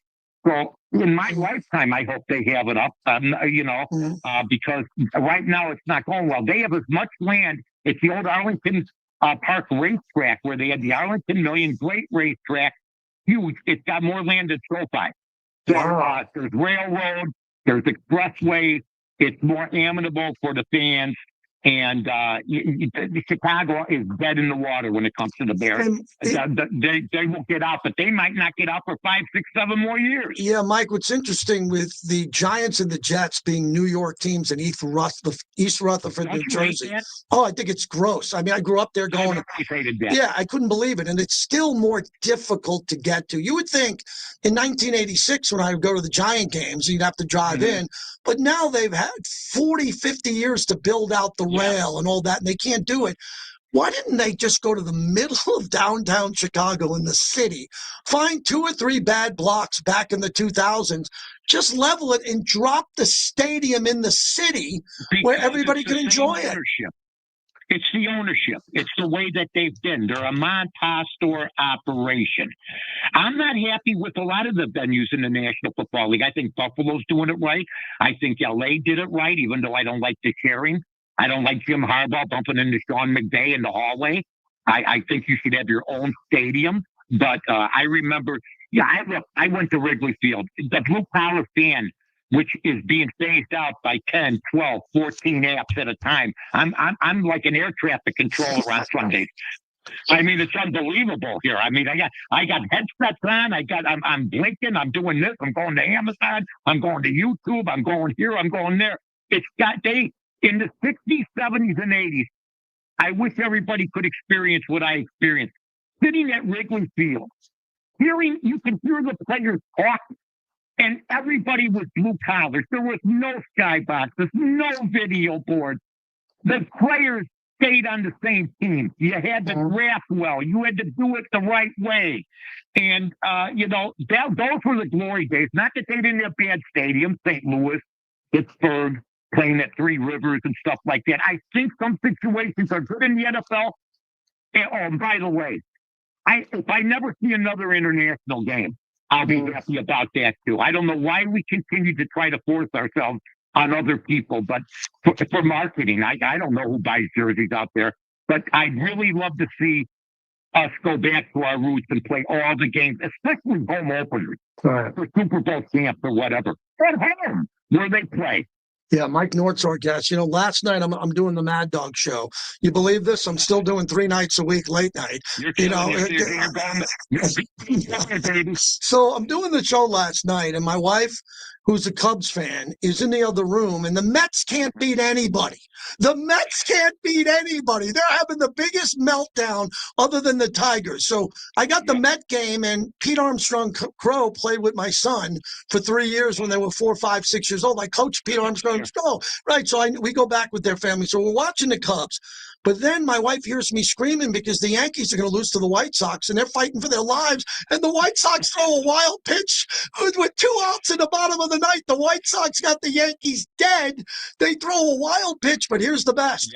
The Yankees win on a bloop base hit to center field, and the center fielder for the White Sox doesn't dive for it. It bounces in front of his shoelaces, and I say, that guy would have been fired by any manager. So the Cubs lost and the White Sox lost. But the Cubs, Mike, if they can get this team hot, and because Ohtani, you know how they're handling Ohtani with the Dodgers. Dodgers have been a mess. Can the Cubs get, I won't say lucky, but can the Cubs get hot and go on a run in the postseason? Well, I think any team can. It's a tournament now. I mean, Ernie Banks had never played in any playoff games. Too bad there wasn't a wild card. He would have played in 5, 6 different playoff seasons if they had the type of situation they have now. That's what's changed. The Cubs, the console's been a disaster. I don't care how many games above 500 they are. This is on paper could be one of the best teams in baseball. He's mismanaged the pitching staff. He's a pitch counter. But all we have is pitchers on the disabled list. I don't care if it's Tyon. I don't care if it's Yoda. I don't care if it's everybody. Everybody's been on the disabled list, yet he takes guys out with 87 pitches, 92 pitches. Justin Steele's out for the year. At the beginning of the year, all he did was count his pitches last year. I think that he's what he was at Milwaukee. A decent manager, but he got $8 million, which makes him the highest paid manager, I believe, in baseball. I mean, Aaron Boone goes under too much heat, too much crap, and he got to the World Series, okay? And the Met manager so many things combined, and this guy has taken this team that was leading by games in June, and they've had probably one of the worst, besides the Tigers, believe me, and the Mets and a few other teams. But the Cubs, we thought were going to win the division, and if it wasn't for the wild cards, Tonto's mentor, Murphy, beats him 2 years in a row, and Murphy makes $3.5 million. Mike, last one. You taught me not only about radio locally, before nationally. I got more advertisers on this 2-hour show than some of these gambling networks have. I mean, it's incredible. And when are these gambling sports networks going to learn to put guys like you on who can host a radio show and place bets and show everybody the ticket and not act like you're betting 500 because these guys who are betting 5, these guys and gals, they say they're on every game. Every time I turn on a gambling channel, the host who's working the weekends goes, yeah, I'm on the Packers, I'm on the Cardinals, I'm on the Mets. Like, no, you wouldn't be working the weekend if you were doing that. When are these gambling channels going to start interviewing winners and putting people on who know how to do it? Because the people that are working most of those shows are inexperienced, young, and insecure. And they don't want to bring somebody on that will do circles around them. That's the way I feel. I've been gambling since I was 14 years old. Okay. So I've been gambling 65, almost 70 years, 65 years. Mm-hmm. And I'm going to tell you something right now. Most of them couldn't pick their nose. It's a fraudulent type of business in some areas. I think that 20-25% of the people that give you advice, I think there's some very good guys. Stanford Steve, I like the Bear. Mm-hmm. I like some of these guys that put themselves out there, keep their records. I think that it should be documented. When I'm on Twitter, when I'm on my show on ESPN 1000 on Saturdays at 1 o'clock, or when I'm on the Bar Room, which that's a podcast on, I always tell you what I did every single day. And yet I see people, men and women that I've never even heard before. Mm-hmm. All of a sudden they're doing gambling this, gambling that, and that's fine. How you got in, whether you got in, whether you're an influencer, whatever way you got in. But I know they don't win. And I don't listen to them. And I think that you're absolutely right. I think gambling's more of an older guy's game. I wouldn't take any advice on gambling from anybody over that's not over 40 years old. Period. Yeah. Because they haven't hit the brick. The young people, they don't know what it's like. They probably don't even gamble. They're working for minimum. So I take it with a grain of thought. I have certain people that I follow, and they basically there's 5 or 6 because I feel like I can wager with anybody. That's the way I feel. You've never sounded better. I hope to see you soon. I know I'll see you out in Vegas. And again, man, you have a big impact on my life. This was 20 minutes of radio gold. You too. You know what? You don't forget. That's the beautiful thing about guys that grew up in the business together, period. Take care, buddy. I'll talk to you soon. You too, pal. You Bye. got it, Mike North. How great was that? Oh, my God, that was so good. I could have did an hour, and he would have stayed on for an hour. I mean, Clay is that guy. I mean, you love Mike North. How do you not love Mike North? The first ever radio host ever to make $1 million. Ever. He's the first one. And I met him at a Super Bowl, and I came up to him. I was doing overnights for Sports Fan Radio Network. I tracked him down. I introduced myself, and the first minute I introduced myself, he said, "You know something? Call me whenever you need anything." And I did. And I called him, and he helped me build my career. And he taught me to get into the business, to be in the business, not to be on radio, to make a business. And I still think about him all the time. He is incredible. He was a hot dog salesman. He sold hot dogs outside the Bears game, and someone heard his voice, one of the radio execs, and said, "We're going to put you on the radio," because he was selling hot dogs. It's really one of the greatest stories in sports radio history. And he's been like the Chicago staple for such a long time, but somebody's going to tell you the honest truth. Right from his heart, he's never going to toe a company line. Yeah. And Mike really feels like, even looking at the Bears in this connotation, going and projecting it forward for the Raiders game on Sunday, he has no idea, because the Dallas defense was so bad. It's hard to really say how good this offense is going to be with Caleb Williams. Yeah, the former network that I worked for, the knuckleheads running it, had Mike North and let him go, and they let go Stephen A. Smith. Let that sink in. Brutal. Yeah. They let Mike North go. They gave him like a weekend shift. I'm like, you're giving Mike North a weekend shift? It's one of the greatest names ever. And then they let Stephen A. go, air quotes, because they didn't think you worked well enough in the Midwest. Read into that one. Back in the day. That was great. Mike North, we appreciate him jumping on. And that was courtesy of Remy Martin, Sip Like Sports Royalty. When we have these really deep interviews, I want to send this to Remy Martin because that's why they're partners with us. Remy 1738 was specifically made for the American palate. It's smoother, lighter, and finished the same way bourbon is finished. It's great in a Manhattan, an old-fashioned, and I'm telling J.O.D. over there at the Great One Steakhouse, next time you make me an espresso martini, can I please get the Remy Martin 1738? Sip like sports royalty. Mike North is sports royalty. We go from 20 minutes of Mike North to about 10 or 15 with Vinnie Bonsenor. Did I sense Vinnie going back with Coach? That was good. We got to maybe rejoin with that. That was good because Vinny's out there on the front lines asking tough questions. We'll get to that next.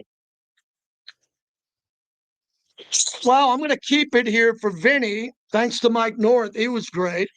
So can you get that Vinny first question there? Yeah, that exchange. Yeah, that was pretty good. And he tried to do the second question and he just cut him off. Players and every day you need to know to get you ready for. You know what? You know what?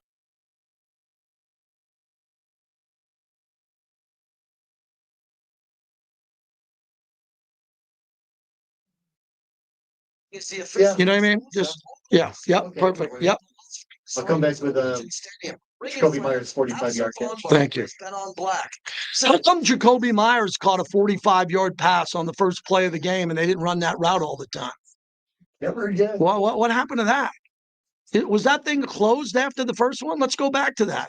Somebody had to be up. Can be devastating and they made an life-changing. adjustment. Hi, this is Paul Pata from Paul Pata Law. I'm not bailing on Chip Kelly. I think Chip is a legendary play caller. I mean, if Chip calls a bad game or the offense is jumping off sides or Gino's getting sacked, I'm not going to blame Chip. But the play's got to be good. And I think Chip will fix it. .com. Call us 702-707-3000.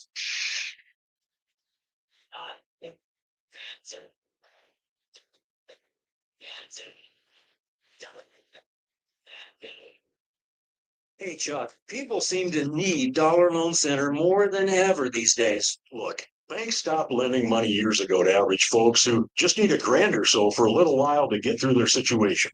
They say that half the country can't even withstand $1,000 emergency. And that's where we come in. We get it. People The Big 12 added Florida State?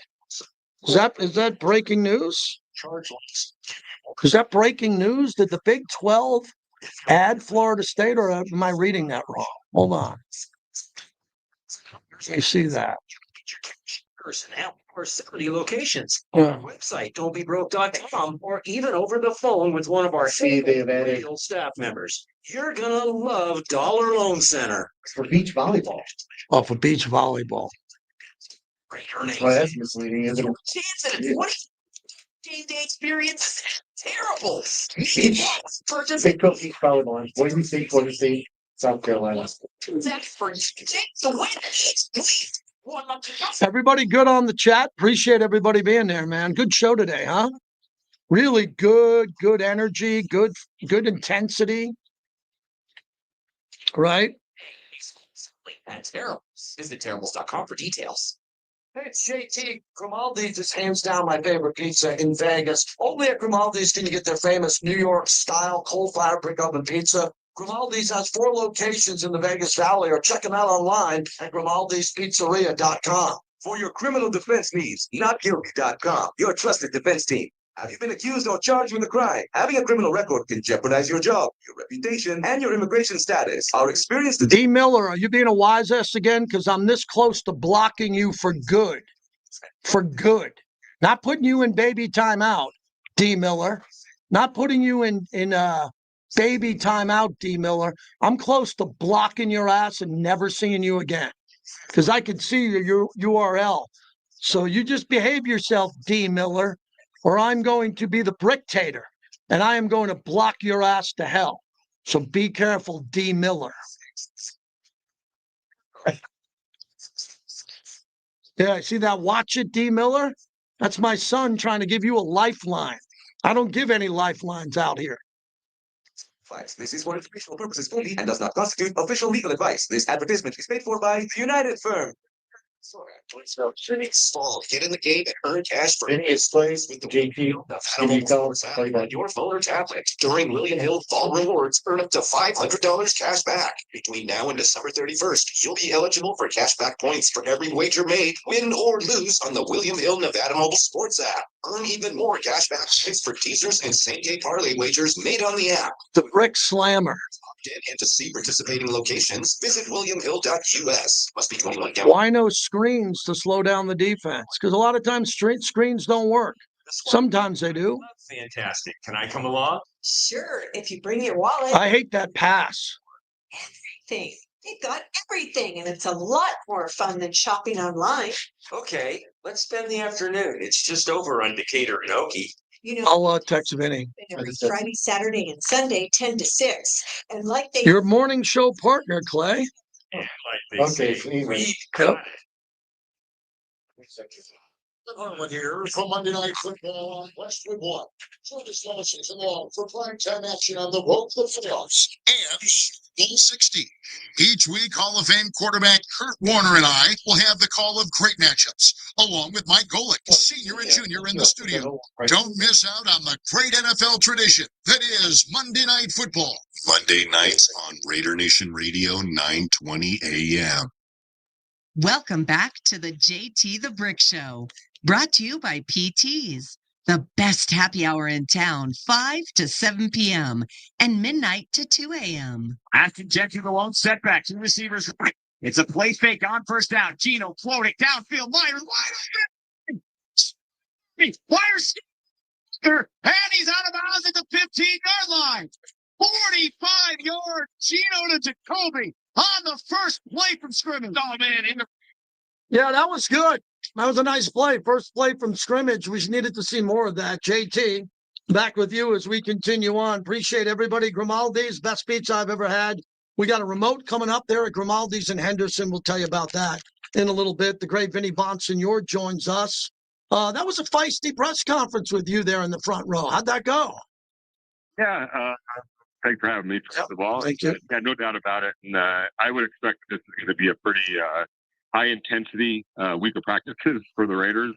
I think there's going to be some physicality. I think there's going to be some edge to them. I think they felt like that edge did not make the trip with them to Washington, and I think there's some decisions that were made on how they approached last week's work week on the short work week, with the Commanders having a much longer break in between their two games.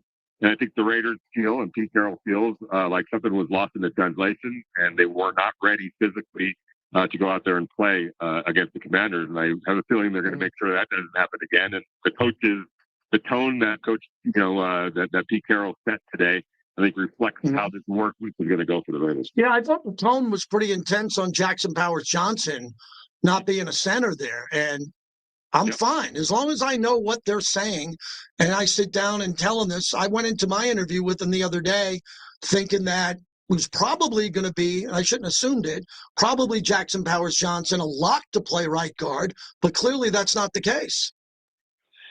In terms of starting? Yeah, I mean, it sounds like he's competing. They still have competition at that position. Is that fair? Yeah, and I would say that the competition this week, at least from my perspective, is more is he ready to play? He was still he didn't have the normal work week that you probably would have liked coming off of the concussion because they refrained from the physicality last week. So it wasn't in Pete's eyes a normal work week, especially coming off that kind of a situation. So they felt like the better bet was just to play with Alex Kappa, who was coming off a game against the Chargers and was ready to go from all perspectives. And so now this week is another chance for Jackson Powers Johnson to go out there and show he's ready to go play. So is that technically a competition with Alex Kappa? I guess so, but I think it's more for Jackson Powers Johnson to go show that he's ready to go out there and play and resume being the starting right guard, who the starting right guard was to start the season. What interrupted that was that concussion. And I did talk to Jackson Powers Johnson earlier today in the locker room. He was definitely ready to go in his mind. He was disappointed that he didn't play. Was there some frustration there? Yeah. But all he could do, he doesn't make those decisions. All he could do is abide by it. And if you want me to be the biggest cheerleader on the sideline, that's the role that I was going to play, and that's the role that I played. Vinnie B joins us. I'm a little bit more than a fan with my tenureship and being around this place a little bit, but why are fans really so triggered and freaking out if a coach says absolutely not, quote unquote, if Jackson Powers Johnson is going to go back to center? Why can't the fans realize that there's something going on potentially behind the wall, which would be that Jordan Meredith with his size or maybe calling out coverage is better and protection might be better? I'm not saying he is better, and I understand from a fan perspective, but I'm surprised that fans can't understand that the coaches and the personnel department see something else. Well, I think, from the fans' perspective, had the result initially, instantaneously, bared out what the coaching staff believes is the right five-man combination. Had this offensive line hit the ground running and been dominant, or at least even, I think fans would say, okay, we trust, that worked out and no problem. But it hasn't looked good, and so now they're, how fans are. They want. Okay, it didn't work for a couple of games. It's time to blow it all up and start all over and move back to center and Jordan back to left guard, Dylan back to right guard, which I understand. But from the staff's perspective, look, we made this decision. We invested in this decision. We feel like it's going to work. It just needs time to all come together. And let's not forget, Jackson has not played the last two games at right guard. Theoretically, it could look a lot better with him in there the last two games, and been on the track that this coaching staff believes that this grouping can ultimately get to. That was prevented. That was kind of, with the concussion, that wasn't able to happen. So they still want to see this offensive line with Jackson Powers at right guard and everyone else where they are right now. And they're going to give it the necessary time from their perspective to come together the way they believe it can. Now, look, I remember talking to a very famous, baseball manager that you know very well, that managed the Yankees, Joe Torre, and he's like, how could it be a wrong decision if I believe that that's the right decision? Now, the results might not bear it out, but that doesn't mean it's the wrong decision based on what I believe, is available or is possible. This staff thinks that this offensive line, which is a work in progress right now and still hasn't had the necessary time on task together for that vision to come to fruition, but they believe it has a chance to, and they're going to give it the necessary time to make that happen. And look, JT, we've seen this before too. We can look 13 weeks from now, we can look back and say, you know what, it was the right decision. Everyone was frustrated and wanted to make all these big changes after week 3, but it came together just as the coaches thought it would. And now this is a fully functioning offensive line. Yeah, I think it is complicated. I really do. I think there's a lot of different moving parts with personnel, coaching, vision. This is not easy. This is a multi-billion-dollar business trying to figure out what's best for the organization on the field, and it is not easy. And it wasn't easy for Andy Reid when he took over the Kansas City Chiefs and left Philly, and it wasn't easy when Nick Sirianni was getting potentially fired, and he figured it out because the players stepped up and played at a higher level. And that's what I'm looking forward to Sunday, Vinny. The spotlight's on this offensive line. They got to play better. They got to play with more emotion. They got to play with more anger, and they got to show up on tape. It's pretty obvious to everybody.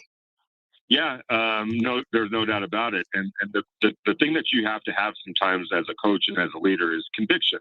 Like, you don't make decisions just to go ahead and say, well, scrap it, let's go to something else. Because if you do that, if you don't allow things to come together the way you believe that it can, you're just going to be always, it's like whimsical. It's like you're going to be a prisoner of the moment each moment. You sometimes have to be disciplined and patient and prudent and let it come together and or allow it to come together the way you think it can. Now, going to Sunday's game, without question, the offensive line, everybody on the entire group needs to be more physical. They need to be more aggressive. They need to come out with more energy.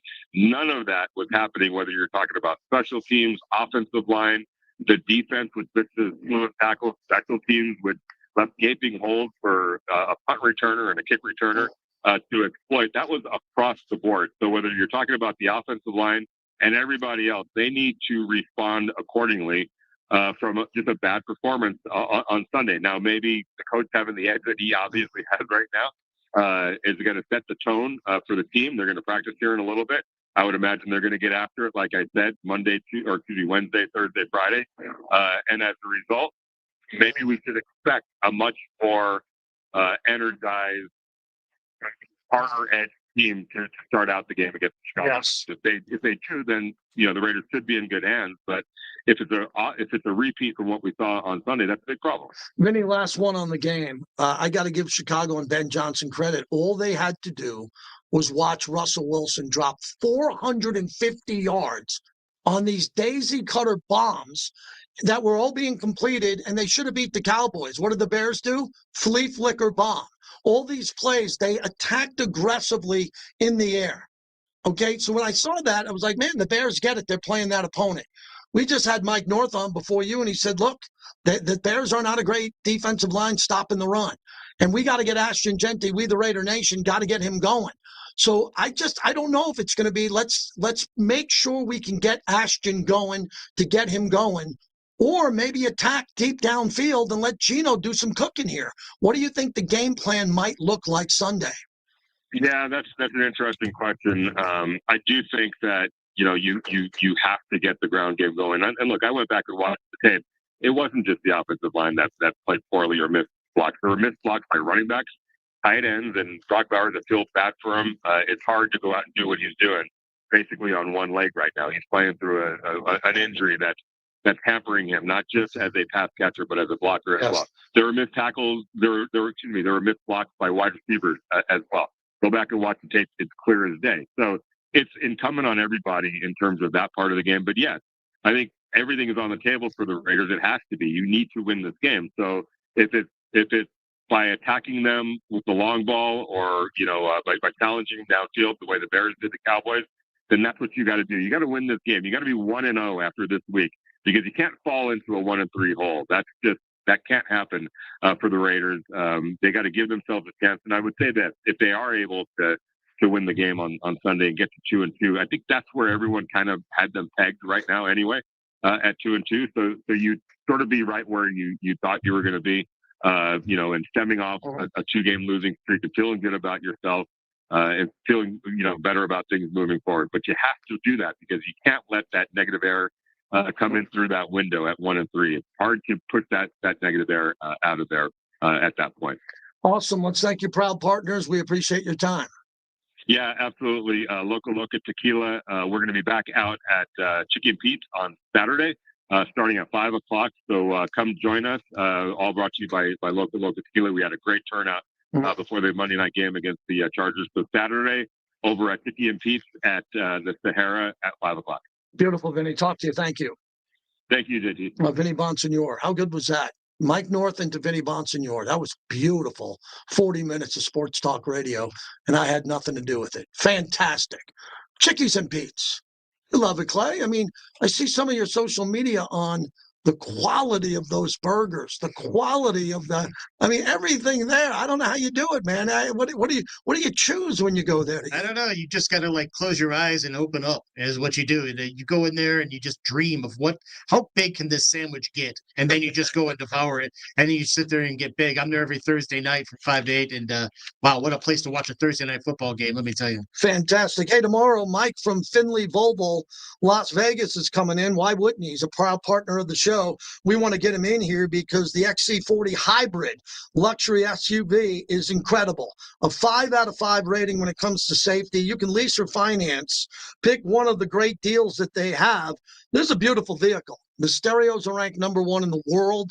The safety is really important. Look, I don't know what car you need. I don't. I have a whole bunch of different cars too, but I just know if you go to the 215 in Russell and pull up to Volvo and test drive one of their vehicles, I think you're going to love it. Because you're in the market for a new car eventually, and you might have a Benz and you might have a Beamer, and you're like, this Volvo sounds like it's right for me, but you got to see it first. Please go. They're a proud partner of the show, and we have all of these deals for you here. Just go tell Mike JT sent you. Finley Volvo, Las Vegas, new proud partner of the show. Love our partners, man, really do. What a show today. I don't know what I'm going to do afterwards. Oh, I got the podcast with Rod Woodson. Can you please go to your podcast provider, Lay in the Wood, with the great Rod Woodson, one of the greatest players of all time? We record today at 3:30. Rod and I, he's on the Ravens broadcast. The Ravens are 1-2. Wonder what he's going to have to say about Lamar Jackson being sacked 7 times. Thank you, everybody. That was one for the ages. Hey, share this show. Share this show. Go to my YouTube. Share the show. The monologue, the interviews. Please do that. And thanks to everybody here. I greatly appreciate you. We'll do it again tomorrow. Another big show. The Wiz. Steve Wisniewski tomorrow.